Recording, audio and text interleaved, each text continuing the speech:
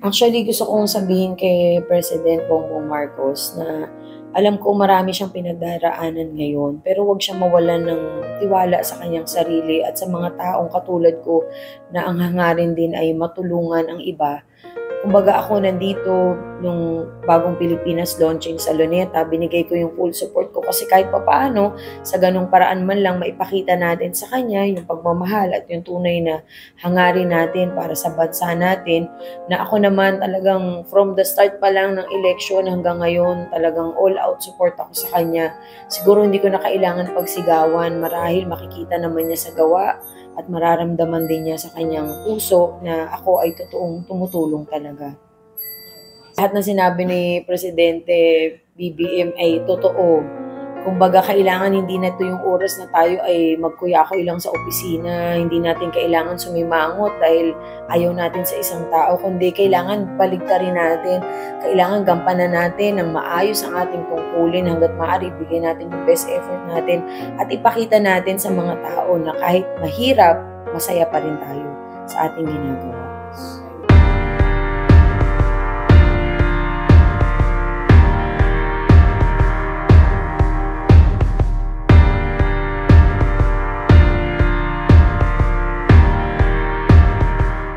Hi, magandang hapon po, magandang araw sa inyong lahat. Gusto ko batiin kayong lahat ng Konghe Fat Choi. Siyempre, Chinese New Year po ngayon. At umpisahan po natin na maswerte at marami tayong programa na gustong ibaba. So, umpisahan natin sa pagiging positive. So, tanggalin na natin yung mga negative, yung mga makaka-apekto sa atin. Kailangan maging maganda yung pang-araw-araw na pagising natin, maganda kaagad yung gusto natin gawin sa buhay. Balikan po natin yung mga nakaraan nating event. No? So, sa kabila ng mga naranasan natin mga event, ay talagang parang press na press po rin po kayo. Ano po sikreto nyo? Bakit nami-maintain nyo ang ganyan kagandahan nyo? Hindi, syempre, ang sikreto lang doon, kailangan bigyan mo rin ng time yung sarili mo magpahinga. Kahit man lang yung kaisipan natin, yung isip natin, kahit na marami tayong gagawin, dapat bigyan mo siya ng oras na kapag matutulog ka, huwag ka na masyadong mag-isip at ipahinga mo rin yung sarili mo. Para syempre, kailangan maging healthy tayo para magampanan natin yung tungkulin na gusto nating ibigay sa ating mga kababayan. Ma'am, ano-ano po yung mga naging activity ninyo last few days, few months? Actually, sa sobrang dami, umpisahan natin ngayong January, yung pagpasok ng taon. Syempre, nandyan yung naging Hermana Mayor ako para sa Santo Niño sa Pandacan, yung buling-buling. Pangalawa, Hermana Mayor ulit sa St. John Bosco, dito sa May Tondo rin, sa District 1. After that, nagkaroon tayo ng fiesta, pa-concert sa San Andres Bukid, kung saan namigay tayo ng maraming papremyo sa ating mga kababayan. And bukod po dyan, syempre, yung mga senior citizen na online registration, patuloy pa rin. Ano po yung nagsisilbi ninyong inspirasyon sa ginagawa niyo pong kawang-gawa tulad ng pagbibigay tulong po sa mga senior citizen, then pamimigay po ng laruan tulad ng bola sa mga kabataan? Ano po yung nagsisilbing parang inspirasyon po ninyo? Actually, ang inspirasyon ko dyan, yung mga senior citizen at mga kabataan talaga, na tuwing ako'y lumalabas sa aking tahanan at nakikita ko na maraming tao nangangailangan, gusto ko pa rin at ipagpatuloy yung pagbibigay sa kanila ng tulong at pagbibigay pag-asa. Kaya siguro hindi talaga hihinto yung katulad natin, lalo na kung hindi natin makita na maging maayos ang lahat. Kaya yung aabangan ng ating mga kabayan na programa, maliban sa mga nagdaan na gawa mo sa sobrang dami nun, mukhang may balang pa yata gagawin. Ano pa kaya ito? Actually, talagang ang susunod na mga programa na gusto ko, magkaroon ng livelihood program yung mga senior citizen. Gusto kong magkaroon ng mas magandang komunikasyon sa mga kabataan. Mabigyan sila ng konting pangaral para sa Filipino values. Actually, gusto ko nga na magkaroon ako ng malaking event para sa mga bata na kung saan dito maglalaro lang kami ng piko, ng Chinese garter, yung mga laro nung araw na gusto ko maranasan nila ngayon. Para kahit paano makita nila yung talagang totoong laro na may kasama kang kaibigan kasi matututo ka rin makisama at saka yung feeling na masaya ka, iba yung makukuha mo talaga kapag meron kang kalaro. So yun yung gusto ko, magkaroon ako ng programa para sa mga kabataan na maiparamdam sa kanila yung talagang values ng Pilipino. Yun nga, sana magkaroon ako ng event na ganun para makasama ko yung mga kabataan. Siguro gawin natin siya sa Luneta. Okay. So, ma'am, sa mga naman po, senior citizens, may bago po ba kayong hinanda para sa kanila? Actually, sa ngayon, ang talagang naisip ko yung livelihood program, paano ko sila matulungan, yes. Kasi syempre hanggat nandito ang kahirapan, hindi pa rin talaga titigil na sila ay magkaroon ng problema, lalo na karamihan sa senior citizen natin nagagamot, kailangan ng pagkain na para sila ay lumusog. So, kahit pa paano maibsan o mabawasan yung kanilang hinaing doon na mabigyan silang livelihood program. Kahit simple lang, basta sila, kikita sila. Sa dami ng proyekto na nagawa mo sa Maynila, wala ka bang balak na maging-partnership sa government? Actually, naisip ko naman na magkaroon ng collaboration o partnership. Pero for the meantime, gusto ko munang ilatag yung talagang programa na galing sa akin, and then from there siguro palawakin na lang natin kasama o katuwang natin yung ahensya ng gobyerno. Pero sana hopefully, ang gusto ko talaga na sana yung ahensya mismo bumaba para makadagdag ng tulong din sa mga senior citizen at sa iba pang programa natin. Ma'am, dahil po sa district ko, kilala na po kayo. Mapabata, matanda po. Oo. Ano po ang pakiramdam niyo po na tulad po niyan? Pag umiikot po tayo, marami po kayo na napapasaya ang mga tao at mga tayo. Kung ano nararamdaman ko. Actually, nasusurprise ako kasi pumapasok, hindi talaga pumapasok sa isip ko yung kilala na ako eh. Pero nare-realize ko lang siya every time bumababa tayo, tinatawag yung pangalan ko. So inisip ko, nako, ganun na pala tayo kahit paano na-appreciate. Pero hindi ko siya dinadala sa sa isip ko, kundi dinadala ko sa puso ko para mas lalo ko maramdaman na yung mga tao talaga kailangan natin tulungan. Ma'am, may mga tanong sa mga kababayan natin sa comment section sa mga upload natin. Sa dami daw ng ginagawa mo, kailan kaya daw mauubos yung salapi na meron ka? Sus Mario. Napaano talaga, sorry. Actually, siguro lang yan, tamang management kung paano mo ma-handle yung finances. Talagang yun lang naman yung sekreto eh. Kasi sabi nga nila, kahit marami ka namang pera, kung hindi mo naman mamamanage, hindi rin tatagal. So siguro maswerte lang ako dahil kaya kong i-manage parehas yung finances at saka yung pagtulong sa mga kababayan natin. Ang sekreto lang dyan, kailangan alam mo kung ano yung priority. Kung ano yung mas mahalaga, tutukan mo. Kung ano yung mas makakatulong para sa'yo, tutukan mo muna. Then later on, pag lumago na yung financial, andyan na yung pagtulong para hindi ka mahirapan.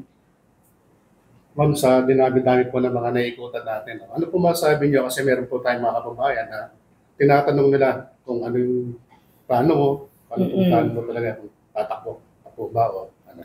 Siguro malalaman na lang nila yung kung magpa-file na ako talaga dun sa mismong araw. For the meantime, sabi ko nga, ayoko munang haluan ng politika yung ginagawa ko kasi baka masira yung aking focus para sa tao.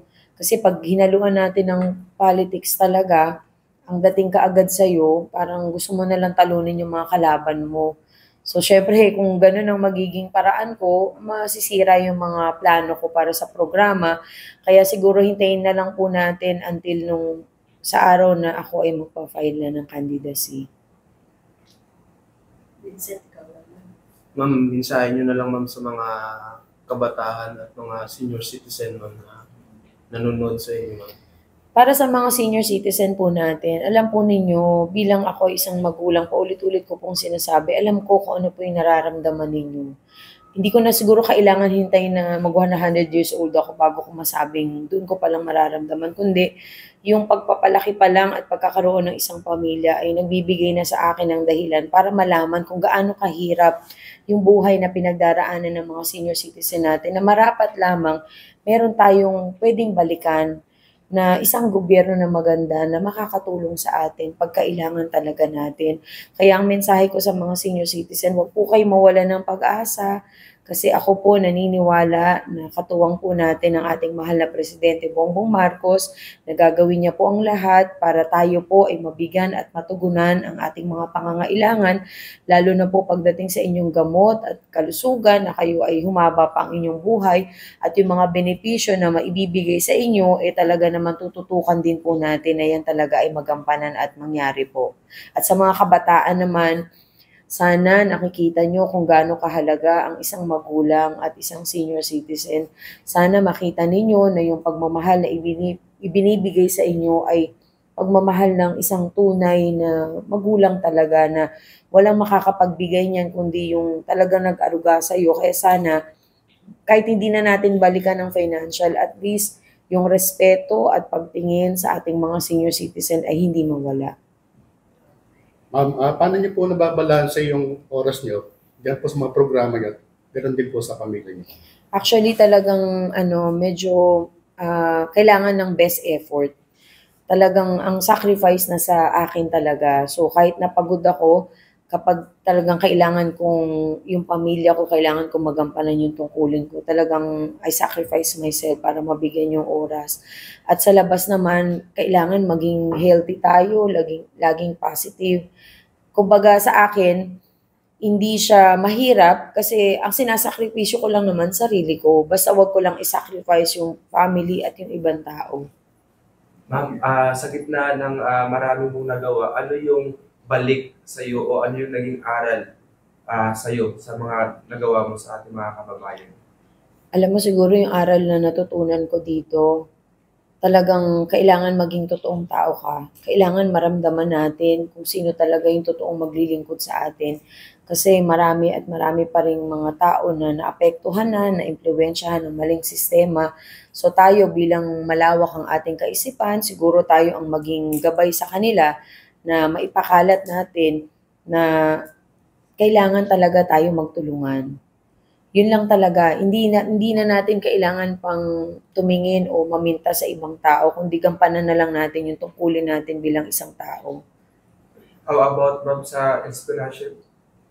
Inspirasyon ko syempre, bukod sa pamilya, syempre yung Panginoon. Siya rin talaga din nagbibigay sa akin ng liwanag tuwing ako ay nag-iisip na parang hindi ko na kaya. Pero every time na maiisip ko pa lang yun, binibigyan niya na kaagad ako ng paraan para maisip ko na siya ay nandyan palagi para sa akin.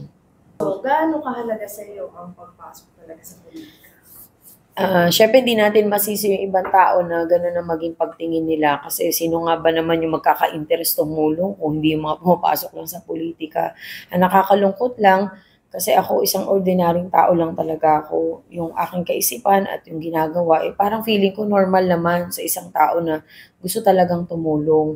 Hindi ko hinangad po na pumasok sa politika sa totoo lamang, pero siguro yun lang din yung paraan na meron tayo para maabot natin yung mga kababayan natin.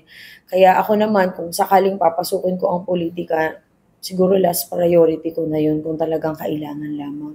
Pero for the meantime, ang aking priority talaga, makababa ako ng programa, makatulong ako, at kahit sinong masalubong ko, masasabi ko sa sarili ko at sa kanya, hindi ako politician, kundi isang maratamundong talaga. Isa po kayo sa masugid na taga-suporta ni Pangulong Bongbong Marcos, and then sa last January 28 sa Bagong Pilipinas Kickoff Rally, isa po kayo sa nagpakita ng malaking suporta kasama yung mga senior citizen. Ma'am, sa inyo po, ano po ba ang definasyon ng battle cry ni Pangulong Bongbong Marcos na Bagong Pilipinas?